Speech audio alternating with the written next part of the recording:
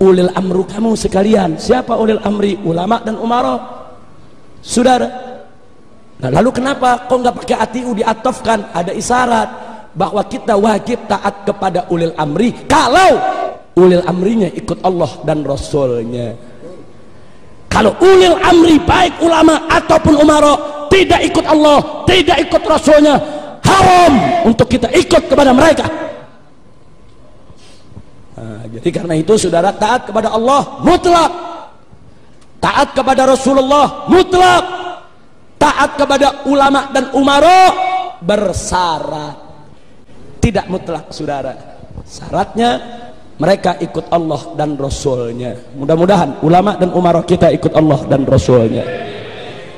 Dan saya juga ingin ingatkan bahwa ulama-ulama yang hak tidak akan pernah bisa berdampingan dengan ulama-ulama batil sampai hari kiamat. Hak dan batil akan selalu berperang, bertempur, saling menjatuhkan saudara. Nah, manakala hak dan batil bertempur, kita umat Islam wajib mendukung yang hak. Habib dengan Habib ribut, lihat yang satu hak, yang satu batil, yang dibela yang mana? Hak. Kiai sama kiai ribut, lihat mana yang hak, mana yang batil, yang dibela yang mana? Hak. Ada kiai hak, habibnya batil, bela yang mana? Bela kiai. Ada habib hak, kiai batil, bela yang mana? Bela habib. Bukan karena habibnya, karena hak. Ada kiai hak, ulama hak, umaro batil, bela yang mana? Ulama. Tapi ini dibalik, umaronya hak, ulamanya batil, bela yang mana? Umaro. Jadi kuncinya hak atau batil saudara. Makanya saya pernah ditanya, Habib Rizik mau ditanya, apa pertanyaannya? Kiai sama kiai boleh berantem nggak? Saya jawab wajib. Yang nanya kaget, kok wajib Habib? Ya bu, ya kiai sama kiai wajib berantem. Kalau kiai yang satu hak, yang satu batil, wajib. Tapi kalau kiainya sama-sama hak, haram mereka bertikai saudara. Kalau habibnya sama-sama hak, haram mereka bertikai saudara. Kira-kira jelas gak? Jangan ntar pulang dari sini kata Habib Rizik kiai mesti berantem. Nah, enggak begitu maksudnya, yang hak dengan yang batil. Tapi alhamdulillah kita bersyukur kepada Allah, di negara Republik Indonesia ini ulama dan kiai yang istiqomah jauh masih lebih banyak dibandingkan mereka-mereka yang jalan menyimpang dalam kebatilan saudara. Alhamdulillah. Makanya jangan jauh-jauh, yaitu dari majelisnya para habaib, majelisnya para kiai, ikuti mereka semua saudara. Mudah-mudahan Allah menyelamatkan kita, amin ya rabbal alamin. Nah karena itu setelah panjang lebar saya sampaikan tadi, tentunya masih ada yang keempat dan kelima. Yang keempat dan kelima saya tidak bahas lagi saudara, tapi saya hanya sekedar mengingatkan Ahlus Sunnah wal Jamaah wajib cinta kepada kedua orang tuanya, cinta kepada keluarganya, dan cinta kepada segenap umat Islam. Kenapa ini saya tekankan soal orang tua? Sebab zaman sekarang ada kelompok-kelompok yang mengatakan sangat Islam tapi kurang ajar sama orang tua sudah. Jadi kalau orang tuanya dianggap bukan kelompok dia, nggak ada urusan. Bagi dia gurunya lebih hebat dari orang tuanya. Kadang-kadang saudara, dia tidak menghormati orang tua, sampai-sampai anak perempuan yang ikut majelis tersebut mau kawin, cukup ustadznya aja yang kawinan, nggak ada urusan sama bapak sama ibunya. Oi, Ahlus Sunnah wal Jamaah wajib kita junjung tinggi kedua orang tua kita saudara. Jangankan orang tua yang beriman kepada Allah, yang muslim, sampai kedua orang tua kafir saja nggak boleh kita kurang ajar. Ini didikan Ahlus Sunnah wal Jamaah saudara. Orang tua taruh di kepala, selama orang tua kita tidak memerintahkan kita maksiat kepada Allah, wajib untuk kita ikuti, kita patuhi saudara. Orang tua kita itu kunci kita masuk surganya Allah. Ridallah fi ridal walidain. Ridho Allah itu ada di ridho kedua orang tua. Dari mana itu majelis-majelis atau organisasi-organisasi atau kelompok-kelompok yang seenaknya memisahkan anak dari orang tuanya, mengajarkan anak kurang ngajar kepada orang tua? Ahlus sunnah wal jamaah menjunjung tinggi kedua orang tua di atas kepala, saudara. Jangankan beriman, kafir sekalipun nggak boleh kita kurang ngajar, saudara. Maka itu saya mau tanya, ahlus sunnah indah tidak? Indah tidak? Makanya tadi saya katakan ini mazhab cinta, saudara. Ini bukan mazhab bugut, bukan mazhab hikit, bukan mazhab benci, mazhab kasih sayang. Kita diajarkan cinta sama kedua orang tua kita, cinta sama keluarga kita, cinta sesama umat Islam. Sampai-sampai, saudara, Nabi mengatakan kepada para sahabat, unsur akhaka zaliman au mazluman. Kata Nabi, hei umat Islam, tolonglah saudaramu yang zalim maupun yang dizalimi. Sahabat bertanya, ya Rasulullah, nansurhu in kana mazluman. Tentu kami tolong dia kalau dia itu dizalimi. Wa kaifa nansuruhu in kana zaliman? Tapi bagaimana cara kami tolong dia kalau dia sendiri yang berbuat zalim? Bingung sahabat. Jadi Nabi kasih tahu sahabat, tolong saudaramu yang zalim maupun yang dizalimi.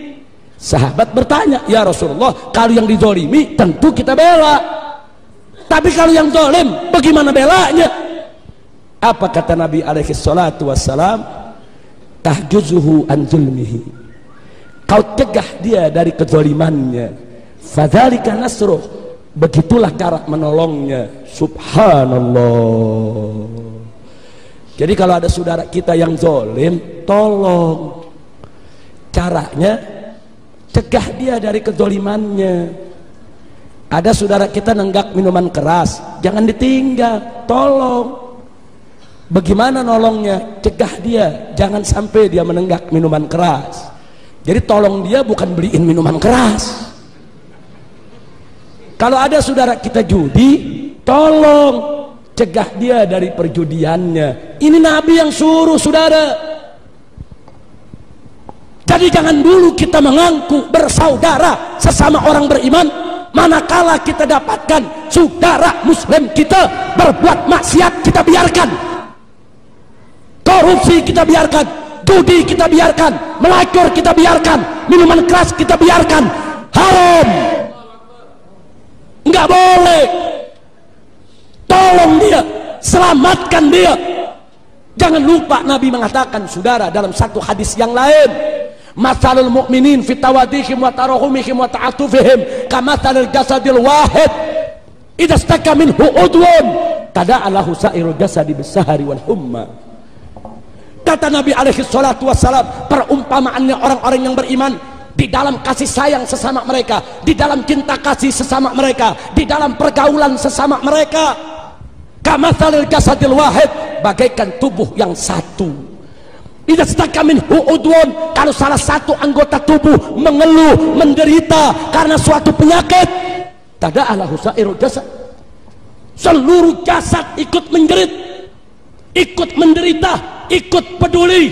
Bisahari wal humma, sampai-sampai seluruh jasad nggak bisa tidur karena meriang, saudara. Subhanallah. Saya mau tanya, kalau di tangan kita ada bisul besar, itu bisul ngebuat sakit, kira-kira kepala ikut pusing tidak? Biasanya badan meriang tidak? Kalau kepala pusing, badan meriang, bisa tidur? Yang bisul tangan, yang sakit tangan, kepala peduli, ikut pusing, sekujur badan peduli, ikut meriang, mata peduli, nggak bisa tidur. Begitulah Nabi mengumpamakan persaudaraan kita, saudara. Nabi kasih tahu perumpamaan orang yang beriman seperti itu. Artinya umat Islam ini harus bersaudara bagaikan tubuh yang satu. Kalau ada saudara kita menderita, itu bagian tubuh kita, peduli dong. Jadi jangan melulu orang cerita, mari kita tegakkan persatuan, mari kita bersaudara, tapi dia tidak peduli dengan penderitaan saudaranya. Omong kosong. Kalau ada saudara kita yang bodoh, tidak punya ilmu, itu saudara kita, itu bagian tubuh kita. Duka dia duka kita, derita dia derita kita. Saudara yang punya ilmu, terjun, ajarkan, bimbing, bina, selamatkan dia dari jurang kebodohannya. Itulah persaudaraan orang yang beriman. Kalau ada saudara kita miskin, kelaparan, melarat, itu bagian tubuh kita. Lapar dia mesti jadi lapar kita, susah dia mesti jadi susah kita. Yang punya duit, yang punya harta, yang kaya raya, tolong bantu selamatkan dia dari kemelaratannya. Itu persaudaraan orang beriman. Kalau ada saudara kita dianiaya, dibunuh, saudara diperkosa, dirampas harta bendanya, itu saudara kita. Kita mesti peduli, nggak boleh kita diam. Apa yang bisa kita bantu dia, bantu. Makanya sedih sekali ada orang dikasih tahu tentang pembantaian umat Islam di Palestina yang dilakukan oleh Israel. Apa dijawab? Ah, itu urusan orang Arab, itu bukan urusan saya. Ittaqullah. Itu yang dibantai orang Islam, anak kaum muslimin yang membantai orang kafir Yahudi. Itu bukan urusan orang Arab, itu urusan umat Islam. Peduli dong. Al-Masjidil Aqsa itu milik kita. Kok sampai puluhan tahun dikuasai oleh orang-orang Yahudi? Kemana umat Islam yang saat ini di dunia jumlahnya 1,8 miliar? Kita seperti lumpuh di depan Yahudi, saudara. Inna lillahi wa inna ilaihi raji'un.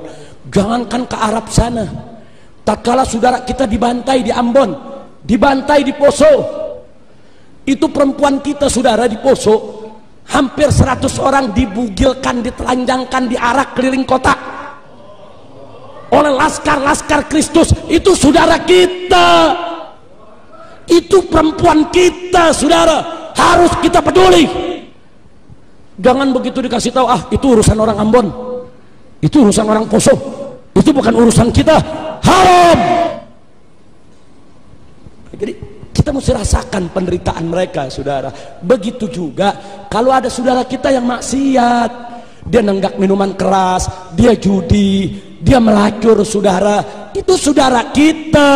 Dia lagi melakukan kemunkaran, dia menuju kehancuran dunia dan akhiratnya. Dia lagi berjalan menuju siksa Allah. Itu saudara kita, bagian tubuh kita. Selamatkan dong dari kehancurannya. Jangan dibiarkan, saudara. Haram. Tapi orang sekarang beda. Giliran kita mau selamatin, dibilang anarkis lah, dibilang keras lah, kasar lah, dituduh teroris lah. Hei saudara, kalau mereka kita biarkan, siksa azab api neraka jahanam yang sangat pedih menanti orang-orang yang ingkar kepada Allah. Anda tahu siksa neraka yang paling ringan, saudara? Itu kerikil neraka jahanam ditaruh di telapak kaki, isi kepala otak mendidih, saudara. Itu yang paling ringan. Kesian itu saudara kita. Nah maka itu, ayo mari saudara, tunjukkan ukhuwah kita. Ya, kita tidak wajib semua harus melakukan apa yang kita tidak mampu. La yukallifullahu nafsan illa wus'aha. Allah tidak memberikan beban kepada seseorang kecuali sesuai kemampuannya. Oh, Anda nggak mampu nahi munkar, nggak apa-apa, terus aja dakwah, saudara. Yang penting jangan maki-maki yang lagi nahi munkar. Kita bagi-bagi tugas, yang mampu dakwah, yang mampu hisbah, yang mampu jihad, saudara. Memang tidak semua orang, ada orang bagus dakwahnya, saudara, Tapi begitu hisbah amar ma'ruf nahi munkar, dia tidak punya kemampuan. Kenapa? Mungkin karena faktor kesehatannya, mungkin karena faktor usianya, atau mungkin karena faktor prioritas pilihan perjuangan. Dia kiai pimpinan pondok pesantren, muridnya ada 20.000. Kalau dia ikut amar ma'ruf nahi munkar, besok ditangkap di penjara. Bagaimana santri yang 20.000? Oh, kalau begitu dia nggak usah ikut, cukup diajar santrinya saja. Nggak apa-apa, saudara. Bagi tugas, bagi tugas. Ini jangan yang dakwah penuh kelembutan, lupa diri, nyala-nyalain yang amar ma'ruf nahi munkar. Apa tuh amar ma'ruf nahi munkar begitu tuh? Keras, kasar, bukan cara Nabi. Oh, itu teroris. Begitu juga saudara, orang yang amar ma'ruf nahi munkar, yang jihad banyak, tapi dia nggak mampu dakwah dengan lembut. Nah, tiap hari kerjaannya perang, disuruh lembut nggak bisa, disuruh ceramah aja dia teriak-teriakan.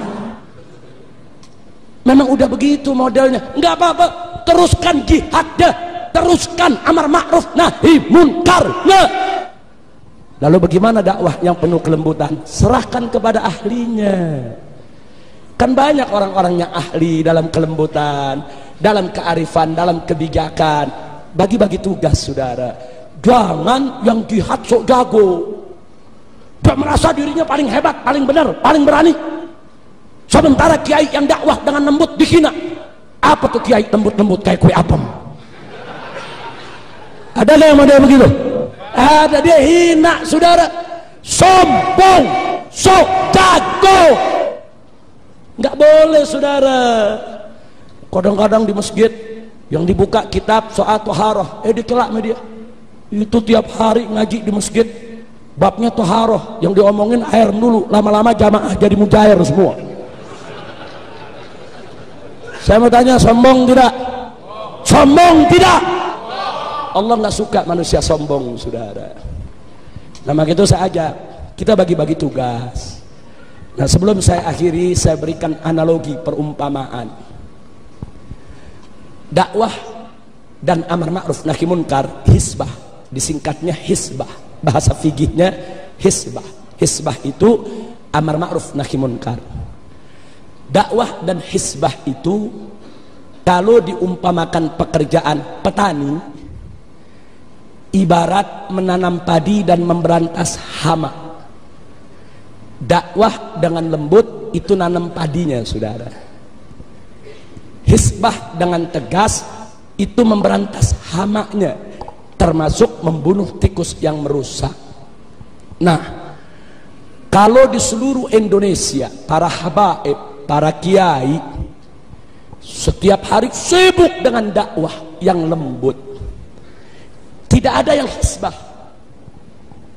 sibuk bangun pesantren, sibuk ngajar di masjid dan musola, sibuk zikir, ibadah, ta'abbud dan lain sebagainya.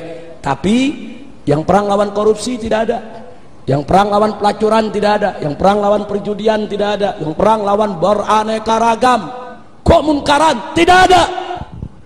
Kondisinya sama seperti petani se-Indonesia tiap hari sibuk menanam padi, tapi hamanya tidak diberantas, saudara. Jujur, saya mau tanya, kalau kita rame-rame nanam padi tiap hari, hama nggak diberantas, kira-kira panennya bagus atau rusak?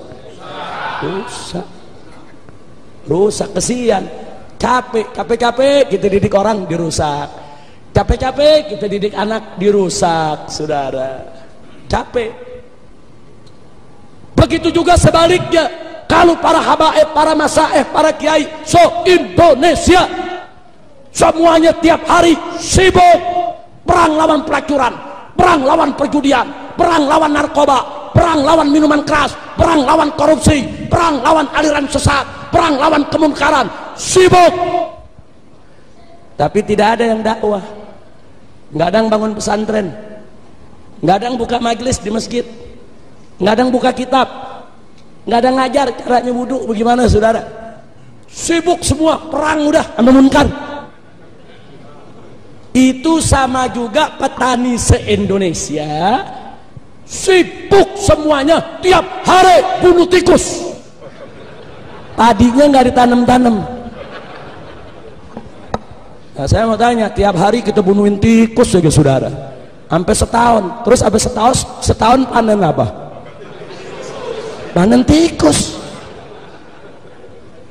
Nah, berarti petani yang cerdas, petani yang ideal, petani yang komprehensif, dia nanam padi dan dia memberantas hama saudara. Tapi kan gak semua petani mampu. Ada yang pintar nanam padi, nggak pandai memberantas hama, nggak apa-apa, tanam saja padinya. Bagaimana hamanya? Minta bantuan saudaranya yang mampu memberantas hamanya saudara. Dengan kerjasama yang baik antara keduanya seperti tadi, saya mau tanya, kalau padi ditanam, hama diberantas, kira-kira panen bagus tidak? Insya Allah. Begitu juga ulama. Ulama yang ideal, komprehensif, mantap, mencontoh Nabi saudara, kalau dia mampu dakwah dan dia juga melakukan hizbah. Tapi nggak tiap ulama mampu. Kan tadi sudah saya katakan, orang kalau udah tua kok disuruh demo saudara. Dari mana datangnya orang udah tua kok disuruh angkat senjata perang, yang nggak bisa. Bahkan Siti Aisyah radhiyallahu taala anha pernah berfatwa, laki-laki yang penakut makruh ikut jihad saudara. Itu fatwa Siti Aisyah. Lo kok makruh? Bahkan ada ulama mengatakan lelaki penakut haram ikut jihad. Kenapa? Sebab kalau dia ikut nanti takutnya nular sama yang lain saudara. Jadi Siti Aisyah bilang kalau udah penakut suruh di rumah aja, jangan dipaksa jihad. Itu kan karakter. Nah sekarang dia ikut jihad, temennya lagi semangat tembak musuh, dia lagi terkencing-kencing, temennya lagi semangat Allahu Akbar, dia lagi mikir, ya bini gue bagaimana bini gue, bisa kacau perangnya saudara. Artinya apa? Ada ulama mampu dakwah, nggak mampu hizbah. Ada ulama mampu hizbah, nggak mampu dakwah. Nggak apa-apa saudara, nggak apa-apa. Yang mampu dakwah teruskan dakwahnya dengan lembut. Tapi tolong doakan saudara-saudaranya yang sedang melakukan hizbah. Begitu juga sebaliknya, yang hizbah dengan tegas teruskan. Tapi jangan lupa juga di sela-sela ibadahnya doakan, beri dukungan kepada ulama-ulama yang dakwahnya dengan penuh kelembutan. Indah tidak? Indah tidak? Jadi kalau ulama dengan ulama saling kerjasama menyempurnakan saudara, kira-kira kita bisa jaya tidak?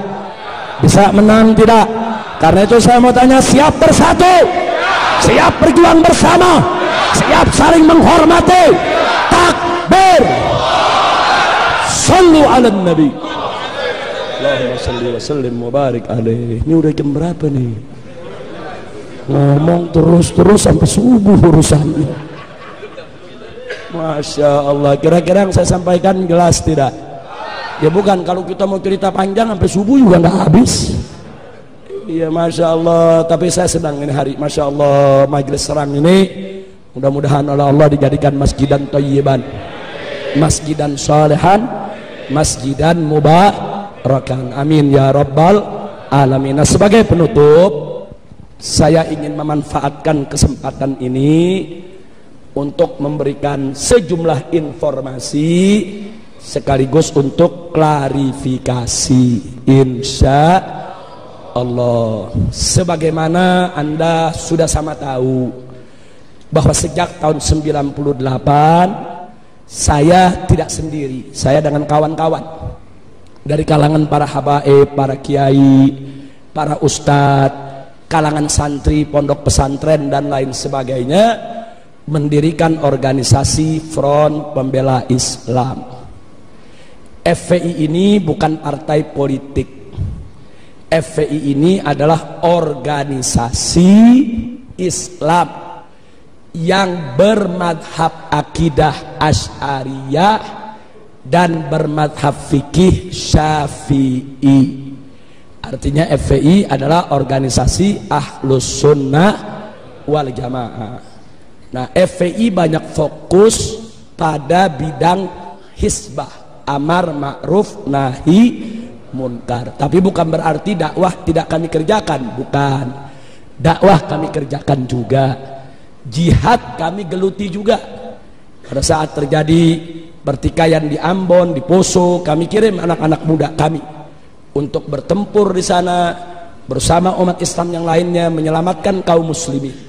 Bahkan sampai hari ini posko-posko kami di Ambon maupun di Poso masih tetap dalam keadaan siaga. Kami tidak mau lagi kecolongan seperti dulu. Nah, kemudian tidak sampai di situ, kita juga peduli dengan jihad yang ada di Palestina, yang ada di Rohingya, yang ada di Kashmir, yang ada di Thailand Selatan, Patani, yang ada di Moro dan lain sebagainya. Tapi memang di Indonesia yang banyak disorot adalah amar ma'ruf nahi munkar. Yang ingin saya sampaikan singkat saja, bahwa kami FPI betul, kami tidak menolak atau tidak memungkiri bahwa sering terjadi clash, bentrok antara kami dengan pengusaha-pengusaha maksiat, dengan preman-preman yang membackingi berbagai macam tempat maksiat. Hanya yang perlu saya klarifikasi, bahwa dalam prosedur perjuangan Front Pembela Islam, posko FPI mana saja di seluruh Indonesia, manakala ingin berjuang menutup suatu tempat maksiat, wajib untuk memulai dari dakwah terlebih dahulu. Jadi nggak boleh ujuk-ujuk amar ma'ruf nahi munkar, nggak boleh, saudara.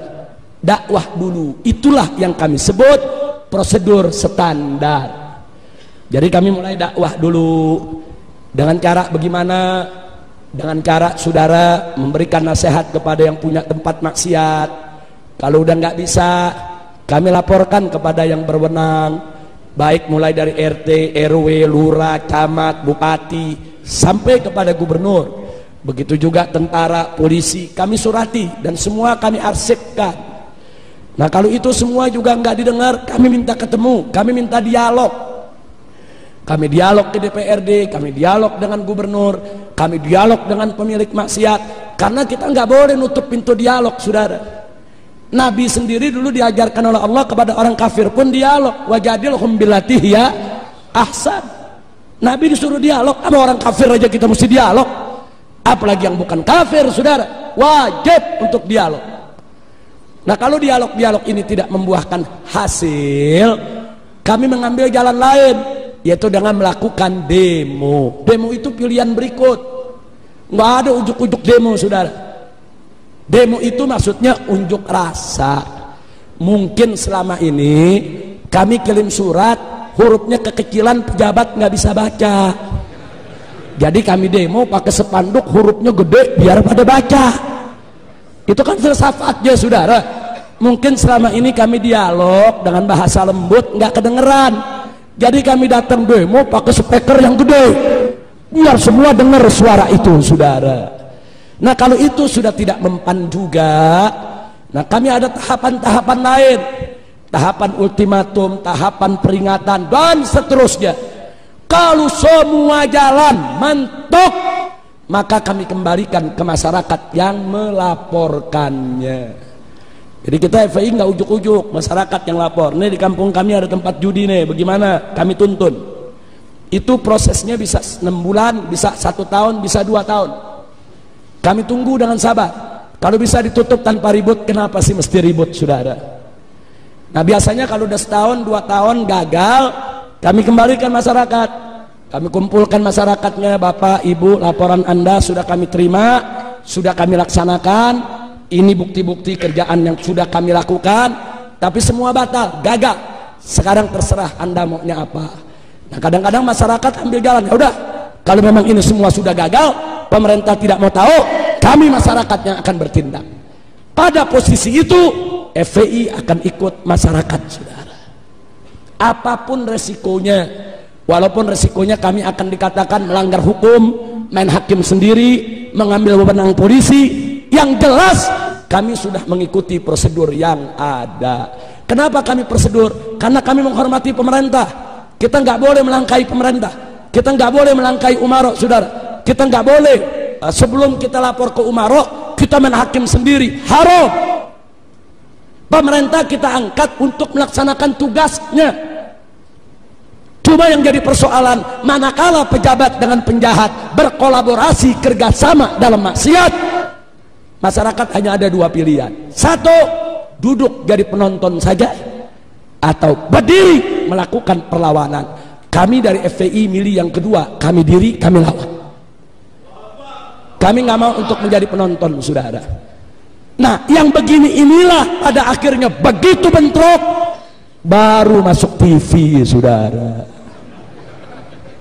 Nah, jujur aja saya mau tanya, FPI lagi dialog, emang ada di TV?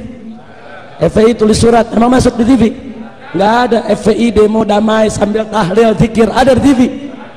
Giliran ngegerebek baru masuk TV.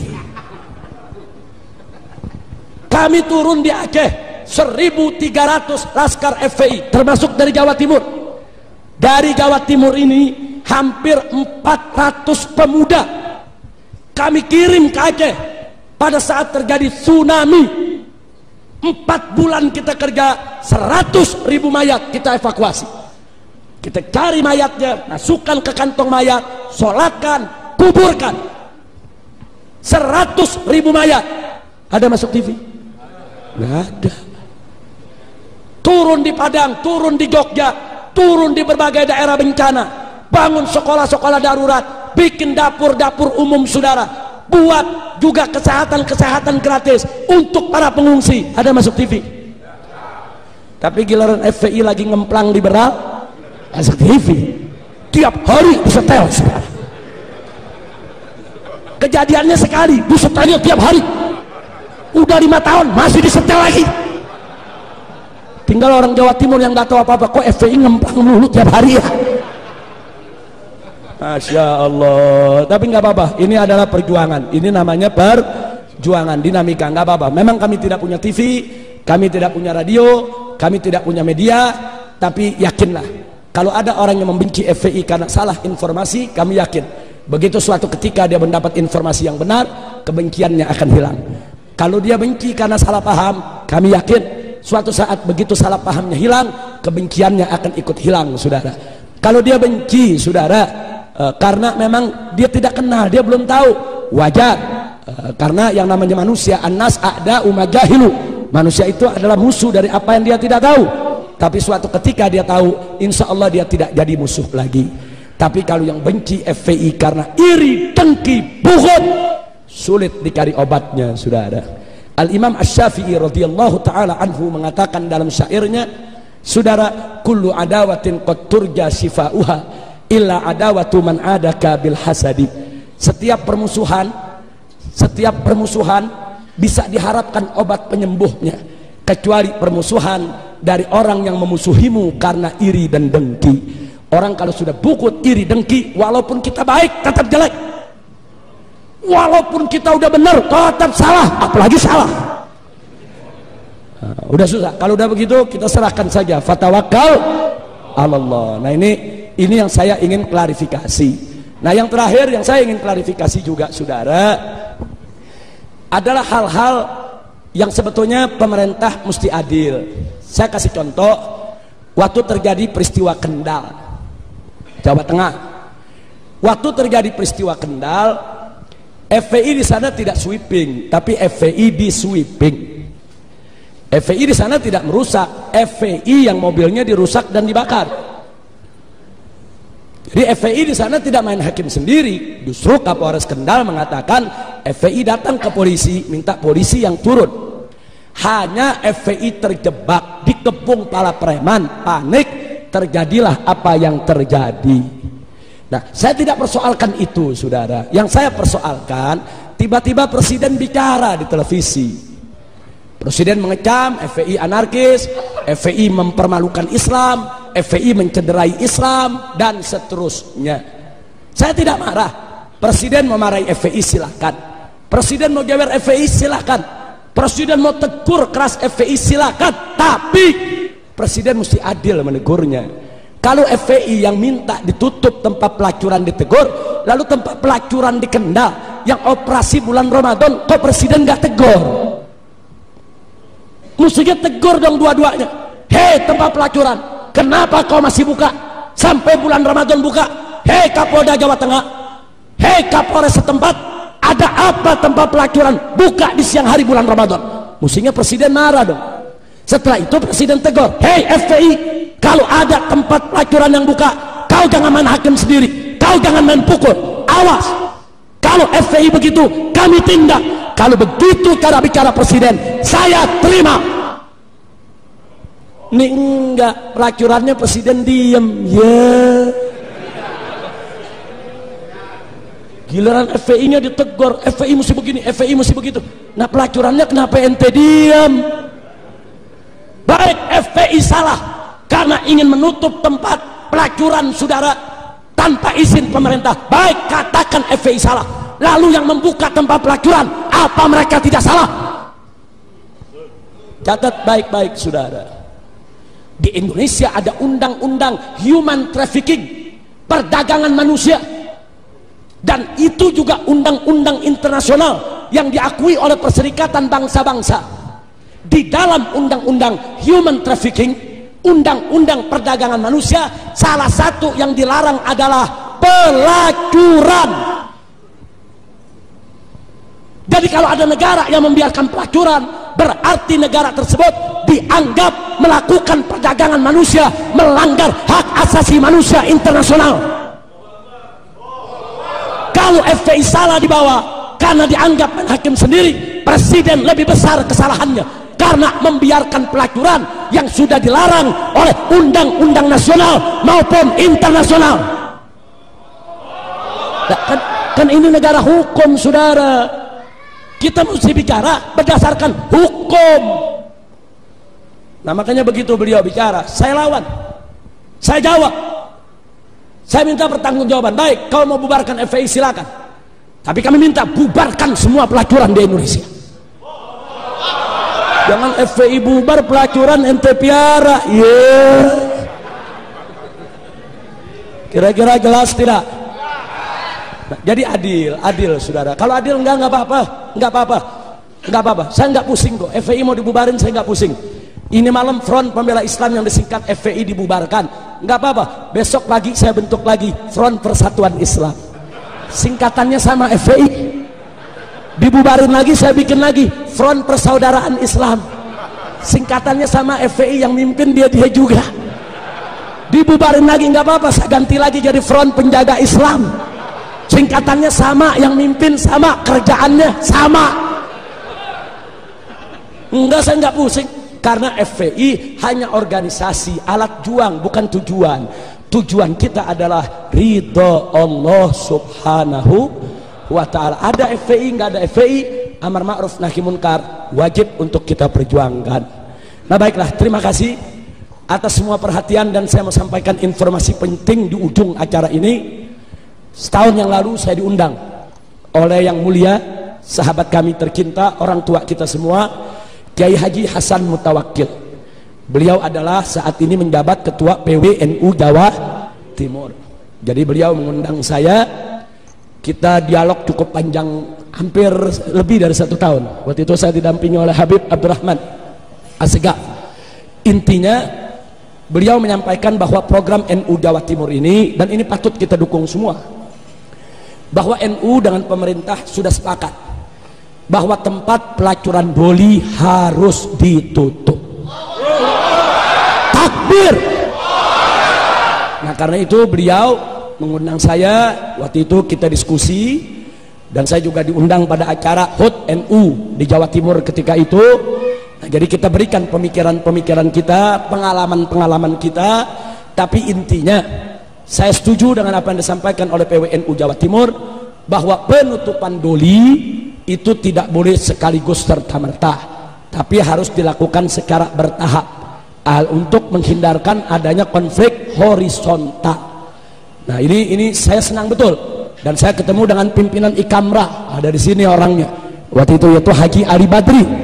Jadi waktu beliau jemput saya di airport, saya ngomong sama Haji Ali Badri, Haji Ali Badri, ini Jawa Timur terkenal banyak kiainya, banyak pesantrennya, banyak NU-nya, banyak majelis taklimnya, tapi luar biasa tempat pelacurannya paling gede se-Asia Tenggara. Haji Ali Badri dengar begitu nggak bisa tidur, saudara. Tapi alhamdulillah, akhirnya beliau dengan ikramnya bergerak bareng dengan PWNU Jawa Timur, mendorong wali kota, mendorong gubernur, dan seterusnya. Insya Allah, setahu saya saat ini sudah lebih dari 40%, sudah lebih dari 40%, yaitu pelacur-pelacur yang ada di Doli itu sudah disosialisasikan, sudah dikeluarkan dari Doli, sudah dikembalikan ke kampungnya masing-masing dengan diberikan pendidikan, keterampilan, dan diberikan modal supaya mereka tidak melacur lagi.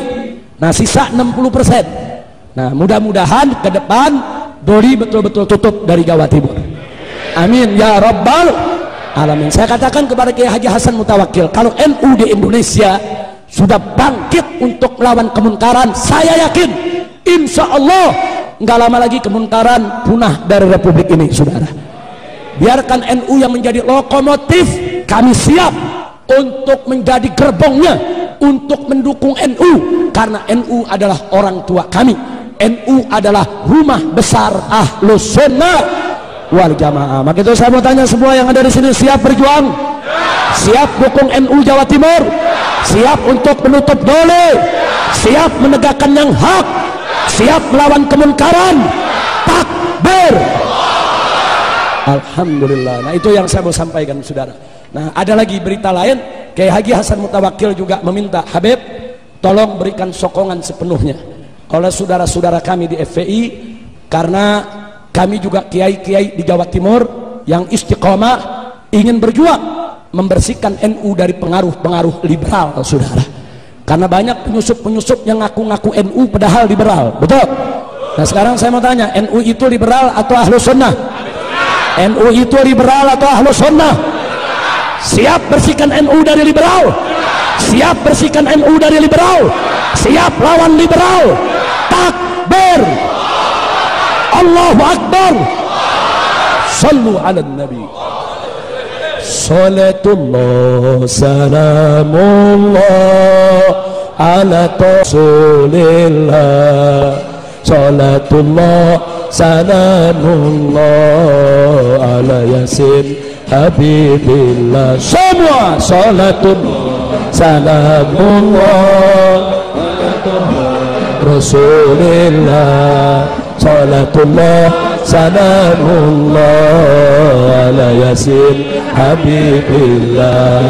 Tawassalna bismillah wa bil hadi Rasulillah. Tawassalna bismillah wa bil hadi Rasulillah wa kulli mujahidin lillah bi ahlil badri ya Allah. Salatullah salamullah ala Rasulillah. Salatullah salamullah ala Yasin Habibillah. Ilahi salimil ummah minal afati wan nikmah. Ilahi salimil ummah minal afati wan nikmah. Wa min hammi wa min umma bi ahlil badri ya Allah. Salatullah salamullah laka Rasulillah. Salatullah salamullah ala Yasin Habibillah. Ilahi kfir wa akrimna binil matalib minna. Ilahi kfir wa akrimna binil matalib minna wa dafi masaatina bi ahlil badri ya Allah. Salatullah salamullah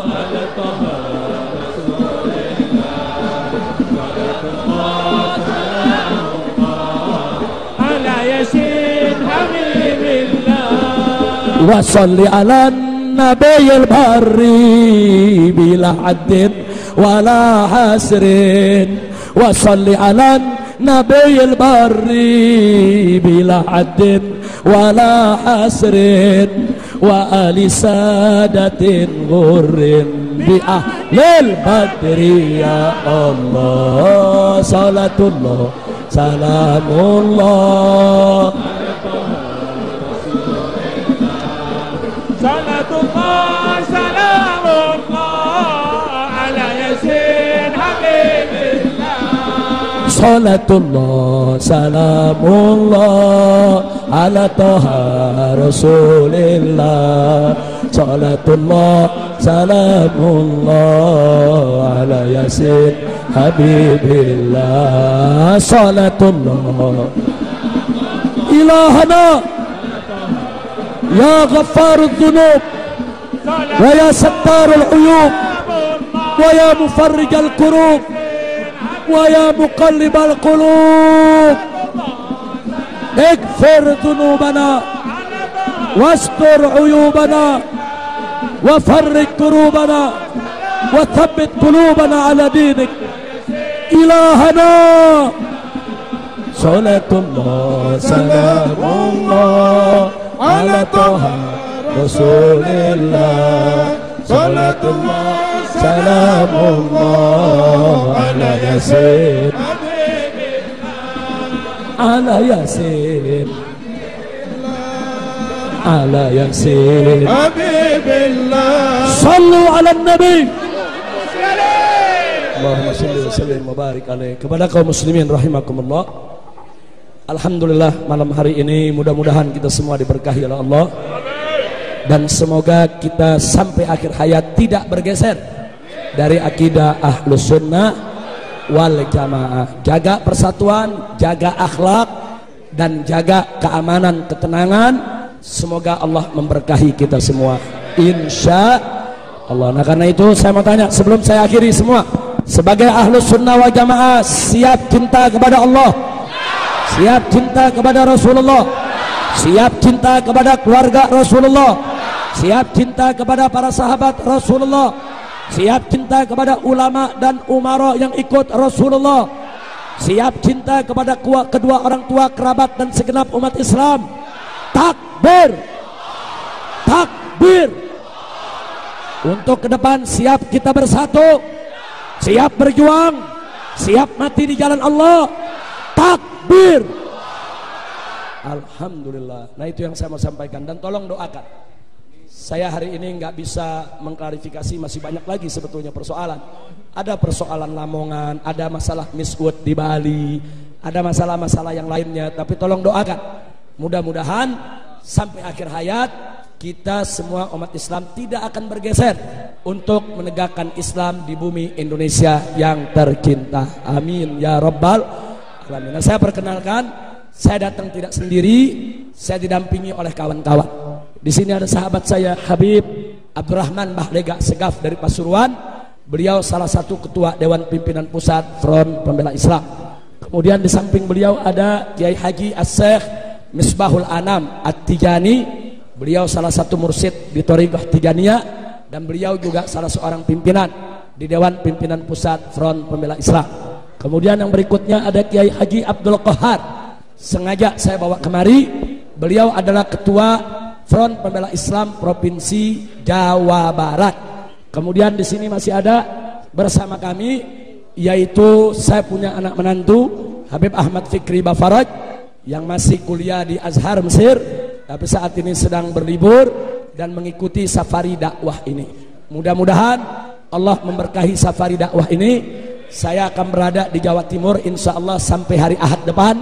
Masih banyak acara di Pasuruan, di Malang, di Probolinggo, di Sampang, di Bangkalan. Mudah-mudahan semuanya manfaat untuk urusan dunia dan akhirat kita. Nah, yang terakhir, tolong diperhatikan. Saya serius betul mengajak Anda semua untuk berdakwah kepada mereka yang berbeda dengan kita. Saya serius, supaya mereka kembali ke jalan yang benar. Setuju? Kami tidak main-main. Kami FPI dengan Ahmadiyah itu dari tahun 2003 kami berhadap-hadapan. Terus kami perangi. Terus kami pengen bubarkan, tapi sampai hari ini kami tetap tidak menutup pintu dialog dengan Ahmadiyah. Tahun 2009 kami bangun masjid di kampung Ahmadiyah di Tenjo Waringin, yaitu Kabupaten Tasik, Jawa Barat. Itu sampai tahun 2013 ini sudah hampir 800 orang Ahmadiyah kembali masuk Islam. Alhamdulillah. Jadi nggak betul itu fitnah itu. Oh, FPI mau bunuh Ahmadiyah, FPI mau bantai Ahmadiyah. Fitnah. Kami tidak akan ganggu mereka secara fisik kalau mereka tidak mengganggu kami secara fisik. Jadi sampai saat ini di sini ada Kiai Haji Abdul Qahar. Kalau nanti pengurus ada yang mau bertanya kepada Kiai Haji Abdul Qahar, ada berapa ribu Ahmadiyah di Jawa Barat yang sudah kembali ke dalam ajaran Islam. Jadi kami nggak berhenti dakwah. Jadi sekalipun kami lawan Ahmadiyah, kami kafirkan Ahmadiyah, kami sesatkan Ahmadiyah, tetap kami dakwah, kami ajak mereka secara baik-baik, lembut, ramah, santun, arif, bijak, dan akhirnya mereka banyak yang kembali. Mudah-mudahan semua Ahmadiyah kembali kepada jalan benar. Nah, itu saja yang bisa saya sampaikan. Jadi sekali lagi saya serius ingin mengajak semua, ayo kita berdakwah, ajak semua umat Islam untuk ikut jalan Ahlus Sunnah wal Jamaah. Mudah-mudahan Allah memberkahi kita semua. Itu saja yang bisa saya sampaikan. Jangan ada meninggalkan tempat sebelum acara ditutup oleh pengurus masjid dan sebelum doa ditutup oleh salah seorang orang tua kita. Saya tidak akan baca doa, biarkan orang tua kita yang baca doa. Itu saja. Terima kasih atas segala perhatian. Mohon maaf atas segala kekurangan. Hadaniyallahu wa iyyakum ila siratikal mustaqim. Wassalamualaikum warahmatullahi wabarakatuh.